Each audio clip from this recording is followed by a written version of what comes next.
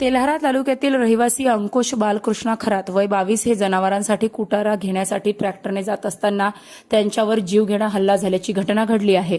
प्रदीप काठेकर आणि त्यांच्या पत्नीने काही साथीदारांसह अंकुश खरात यांना रस्त्यात अडवून शिवीगाळ केली। त्यानंतर त्यांच्या चेहऱ्यावर कपडा टाकून मारहाण करण्यात आली। या हल्ल्यात अंकुश यांच्या डोक्याला गंभीर दुखापत झाली असून पाय फ्रॅक्चर झालाय। जखमी अंकुश यांना प्रथम जिल्हा सामान्य रुग्णालयात दाखल करण्यात आले। प्रकृती गंभीर असल्याने त्यांना नागपूर आणि नंतर औरंगाबाद येथील खासगी रुग्णालयात हलवण्यात आले।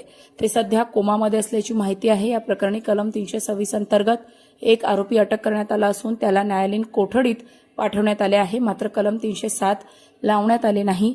इतर आरोपी अद्याप फरार आहेत। त्यामुळे कुटुंबियांनी पोलीस अधीक्षक अर्चित चांडक यांची भेट घेऊन कठोर कारवाईची मागणी केली आहे। एसपींनी प्रकरण गंभीर असल्याचे सांगत उर्वरित आरोपींना लवकरात लवकर अटक करण्याचे आदेश दिले आहेत। येताना खूप माळेगाव इथं मारहाण झालेली आहे आणि त्यांना खूप मारलेलं आहे। त्याचा पाय फ्रॅक्चर आहे, कोमामध्ये गेलेला आहे। त्याच्या डोक्याला खूप मार लागलेला आहे, कोमात गेलेला आहे। हे लोकांना 4-5 जण मिळून खूप मारलेलं आहे। मी त्याचा काही गुन्हा नसल्यानंतर बी त्यांना खूप मारलेलं आहे। पहिले त्यांच्याकडून एक मेसेज आला, यानं इकडून मेसेज केला, त्याच्याबद्दल खूप मारलेलं आहे त्याला। औरंगाबादला भरती आहे, त्याची खूप गंभीर परिस्थिती आहे। ते काही झालं तर त्याचे जबाबदार हे लोक राहतील।